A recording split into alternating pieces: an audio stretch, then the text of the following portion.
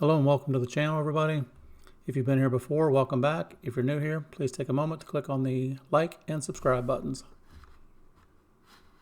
So I'm literally going to grid the top of my paper or my board here. I'm not going to put measurements on it because, again, when you're going to line up your tool and stuff, you just put it where you need it. But just for fast alignment for my boards and stuff I put in here, that way I have some way to line some things up. So here's my tabletop all cleaned off. I'm not going to do anything elaborate, nothing fancy. I'm basically going to make some horizontal vertical lines. That way when I have my laser sitting on top, I want to put a board in there to engrave it. I can just put the board in, line it up with the line, and then start engraving without having to do any measurements or just try to simplify my life a little bit.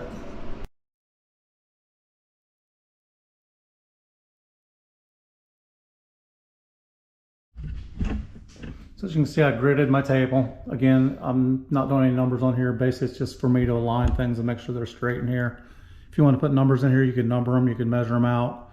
I just took it, divided it by half, kept dividing it by half until I ended up with a checkerboard, basically.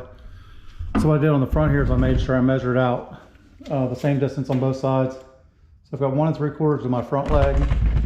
Sorry about that, 1 3/4 of the front leg. So I'm going to mark my legs so when I pull the table off here, if I have to raise my legs, lower my legs, I can put the table back in the same spot every single time also.